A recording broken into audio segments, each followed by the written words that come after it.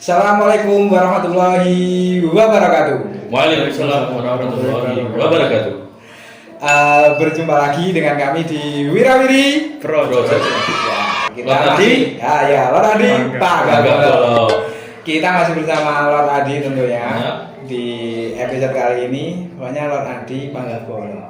Nah, di episode kali ini kita nggak akan masak-masak. Kita nggak akan nggak akan keluar-keluar lah, panas sebenarnya.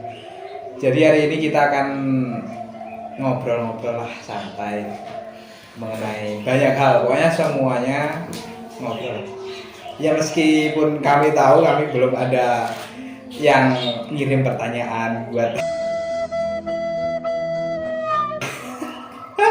Q&A, tapi nggak apa-apa lah ya. Kita ingin berbagi cerita, terus pengalaman dan banyak sebagainya. Terutama pengalaman dari Lord Adi banyak banget. Gila, ngoten ya? Ya pilih juga. Semuanya punya pengalamannya masing-masing ya. Yes. Saling berkisar ya, besar pengalaman. Ini pengalaman Lord Adi ini luar biasa. Kayak banyak lah. Ada yang lucu, sedih, gembira, banyak. Anang juga. Oke, Nang. Monggo Nang. Yang pertama, asal saya itu dari Magetan. Tentunya jauh dari Kota Ponorogo. Ketemu Lord Adi dan Billy yang pertama ketemu Lord Adi itu waktu di kampus. Itu waktu ada acara Organisasi ya? ya organisasi. Kebetulan itu ketemu Lord Adi di parkiran. Habis kumpul terus saling sapa, bertemu, kenalan, dan akhirnya sampai sekarang jadi best friend. Best friend. Oke. Selanjutnya untuk ketemu Kak Brili atau disebut dengan Lolo. Ketemunya di sama juga di organisasi. Pertama ketemu itu ya canggung, agak pedok kok. Itu pas ada acara hari pertama, saya parkir motor, dia juga baru datang. Itu kenalan. Dari mana, namanya siapa, gitu berlanjut jadi teman akrab juga. Kesannya saya bertemu dengan Mas Anang sama Mas Brili, yaitu mereka tuh saling menyupport saya dari setiap kekurangan saya. Jadi saya itu seperti distimulus agar saya tuh bisa berkembang ketika bertemu dengan mereka. Jadi ketika saya itu bertemu dengan mereka itu alhamdulillahnya dari organisasi di kampus itu ya. Jadi temunya itu ya insya Allah membawakan berkah untuk saya, kehidupan saya gitu. Untuk terutama untuk Kak Brili ini menjuluki saya Lord Adi itu padahal saya tuh nggak bisa masak ya. Jadi betul yang pandai masak tuh dia. Jadi dia tuh mungkin mendorong saya agar bisa melebihi dia mungkin maksudnya.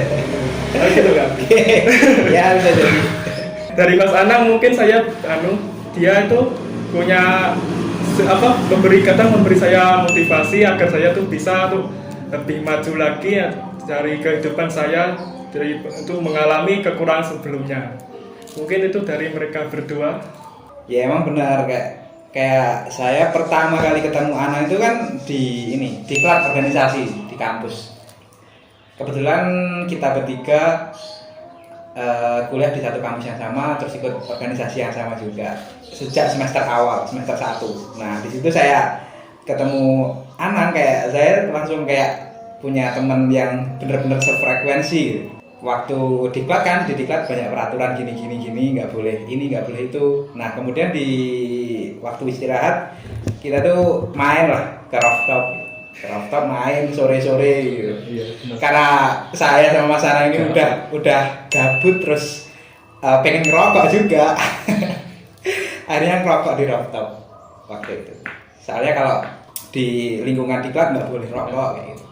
Kemudian saya mulai akrab sama Lord Adi itu sebenarnya seiring berjalannya waktu. Dia menurut saya itu orangnya ya easy going. Easy going. Weh lah ayo. Terus saya punya ide-ide gila itu dia oke support, kayak kemarin kita pernah jalanin jualan bawang goreng. Rio Bagor. Nanti bisa lihat Iya. IG-nya ya kan? Iya. Tapi ya udah bangkrut. Ini masih istirahat dulu ya. Itulah pokoknya. Saya mulai dekat sama Laura itu sebenarnya dari itu bawang goreng. Jualan bawang goreng. Dia orangnya menurut saya sopan, Lebih terus, kocak. terus apa ya? Masih kekurangan warna gitu di hidupnya. Ya, Masih polos ya. putih lah. Putih. Kemudian saya itu datang tuh, ya memberikan warna-warna lah, banyak warna gitu. Gitu lah. Memberikan Ya, insya Allah seperti itu. Tapi yang positif saja. Oh, Yang iya. negatif Tapi ya. Tapi saya juga ngasih warna yang negatif. Bukan. Katanya nakal itu perlu katanya. Ya, tapi jangan kelewatan batas, tahu batasannya. Iya sudah gitu. Pokoknya kita dari teman organisasi di kampus gitu. Kesannya. Untuk itu asal usul pembuatan channel kemarin saya bertiga, ada Ilham dan tadi berdiskusi, tiga anak ini membicarakan itu tadi tentang yang pertama dunia per-YouTubean. Untuk itu dari salah satu anak itu tadi ada ide itu tadi membuat sebuah channel. Nah, yang perlu kalian tahu ya, di sini kita dulunya nggak bertiga aja, tapi berempat. Nah, yang satu itu di itu belakang kamera. Belakang kamera namanya Ilham. Nah, waktu itu kan kemarin mereka ngobrol bertiga. Ketika ada Adi, ada Anang sama Ilham, saya nggak ikut kumpul, soalnya ada halangan lah. Terus nggak taunya pas di hari berikutnya, pas saya ikut nimbrung, dikasih ide ini buat YouTube. Gitu. Akhirnya ya oke lah. Gitu. Saling support tentunya. Ya saling support lah, oke kita buat YouTube. Ada teman Udah nggak? banyak kalau tadi. Mungkin dari itu, Saya cuma ikut-ikutan saja. jadi saya cuma mensupport mereka agar bisa berjalan dengan baik gitu. Itu saja. Nah sekarang ini kan kita udah semester 8 ya, udah skripsi. Kira-kira apa yang kamu prioritaskan? Apakah di proyek YouTube kita apa skripsi? Mau?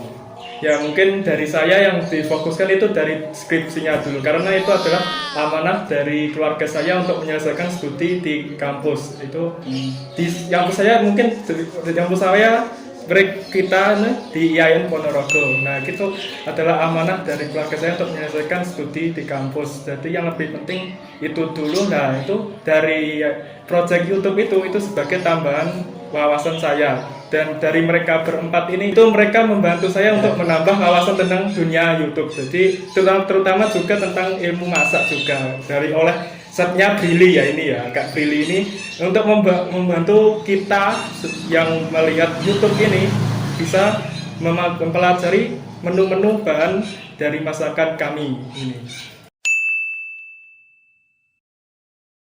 Saya yang pertama jawab ya. Tentunya dari pengalaman dulu waktu SMK saya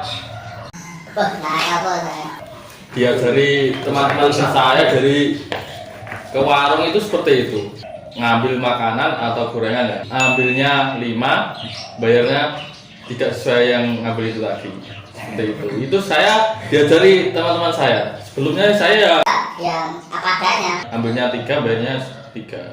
Kok enak. Kalau aku ya waktu SMA sih. Waktu SMA juga sering di kantin.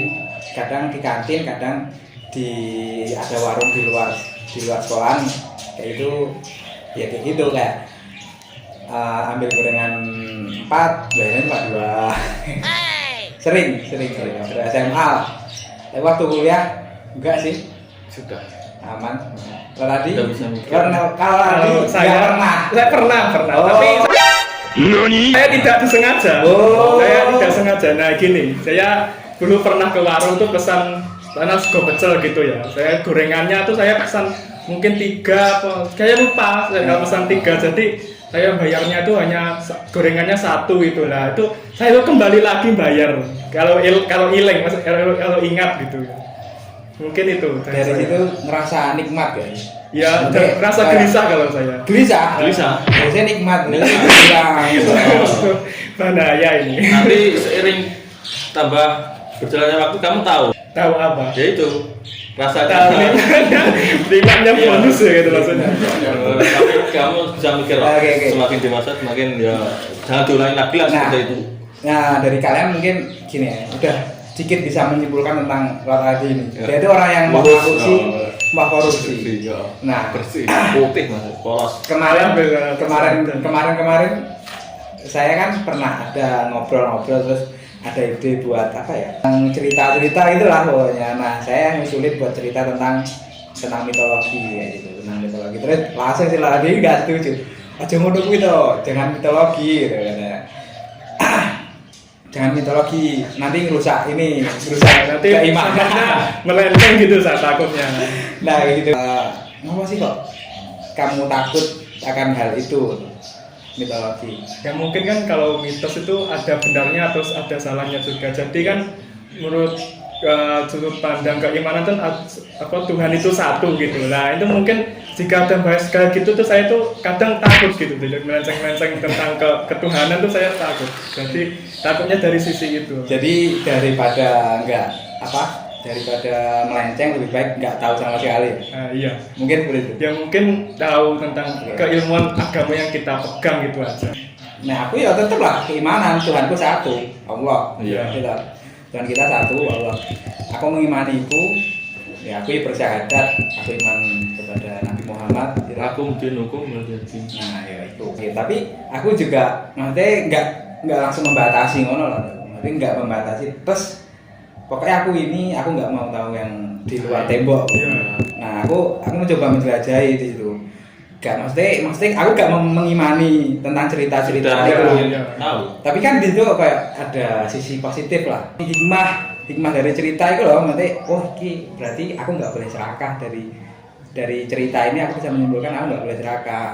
Tadi katanya Kak Bri ada cerita tentang mitologi itu ada hikmahnya. Itu ceritanya seperti apa ya? Contoh ya. Ya. Jadi di Yunani itu ada namanya Raja Midas. Dulu itu katanya memerintah di salah satu daerah yang sekarang namanya itu Turki. Tahu kan Turki?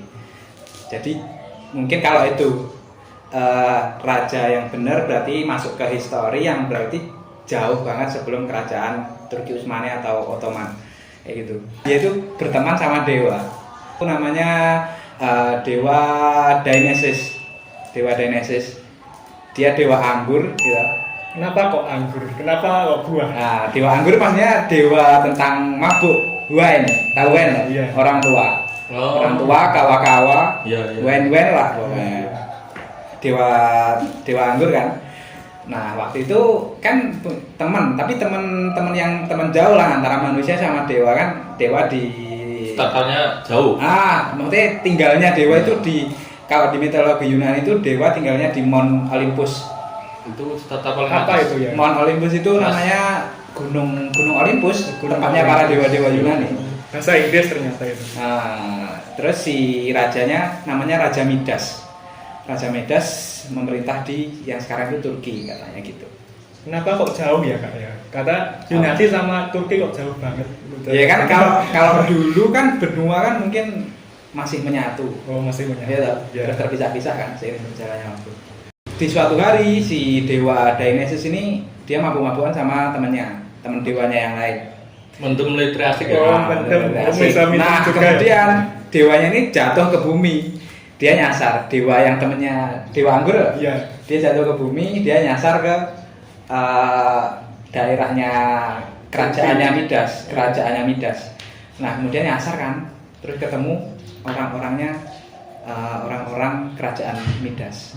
Di situ diselamatin, terus Raja Midas ngubungin dewa anggur si Dionysus, dihubungin, kancamu kok teko nggonku sih, temanmu kok sampai kerajaanku mabuk dia. Akhirnya dikembalikan si dewa temennya Dionysus ini ke Dionysus. Akhirnya bukti terima kasih si Dionysus ke Raja Midas itu dia pengen ngasih hadiah ke Raja Midas apapun. Pokoknya arem njaluk apa dikei. Gitu. Kayak terus Raja Midas ini dia terobsesi sama emas. Sama emas. Kayak Tuan Kreb lah, ngerti Tuan Iya, Kreb? Tuan Kreb. Nah, Tuan Kreb kan uang. Jenenge raja ya. Nah. Namanya raja, kebahagiaan itu wis yalah dia kaya, Ya, mewah. ya. Tapi yang dia mau dia dapat gitu ya. tapi dia terobsesi sama emas. Akhirnya dia minta ke dewa Dionysus buat dikasih kekuatan untuk apapun yang disentuh jadi emas. Umpamanya meja disentuh jadi emas. Ternyata betulan dikasih itu. Dia nyentuh lah barang-barang yang ada di kerajaan, disentuh semuanya jadi emas. Waktu mau makan dia Jadi makan nggak suka. makanannya di emas, jadi kan dia bisa makan. Gimana ini? Terus Raja Midas punya hobi nanam bunganya berubah jadi emas waktu dipegang. Akhirnya nggak bisa menikmati bunga. Nah kemudian pas yang terakhir itu dia di kamar, putrinya datang masuk ke kamarnya Raja Midas. Dia pengen meluk ayahnya, kemudian dipeluk tuh ayahnya, terus Jadi emas. anaknya jadi emas, jadi patung emas gitu. Akhirnya kan Seperti itu. malah jadi penderitaan. Dia terobsesi dengan emas. Akhirnya dia minta minta ke dewa Dionysus buat dikasih apa sih mujizat, Dicabut anunya ya. Kekuatannya tadi. enggak, dia minta dikasih kekuatan nyentuh apapun jadi emas, tapi ternyata itu adalah salah satu bentuk keserakahan. Iya. Akhirnya dia malah tersiksa. Dia minta lagi ke dewa Dionysus buat dicabut lagi kekuatannya. Kemudian dewa Dionysus nyuruh dia buat mandi di salah satu danau. Akhirnya kekuatannya luntur dan semuanya yang awalnya disentuh jadi emas, kayak meja, perabotan, bunga, makanan, semuanya jadi emas. Kemudian balik lagi ke semula. Nah, dari itu kan hikmah, Pak. Iya, ada hikmahnya. Ini seperti anu ya, di One Piece itu goru-goru nomi ya, kayak apa? Bisa berubah jadi emas ya apapun. Menarik dari kesimpulan cerita itu tadi bisa diterapkan dalam kehidupan sehari-hari itu seperti apa Mas? Tidak ada serakah sih. Ya wes, apa yang kita punya syukuri, nikmati. Jadi nggak perlu serakah lah. Kalau serakah semuanya pengen dimiliki, semuanya malah ya kayak itu. Oh, Nggak. Kan ada nilai keislaman juga. Ya, itu. masuk itu. Maksudnya. Pentingnya bersyukur. Pentingnya bersyukur. Mungkin sekian dari kita ngobrol santainya, bisa dilanjut konten berikutnya. Tetap jaga kesehatan, jangan lupa like, komen, dan Share. Yang penting share juga. Kak Wirawiri Project. Wassalamualaikum warahmatullahi wabarakatuh. Galadi. Panggah bolo.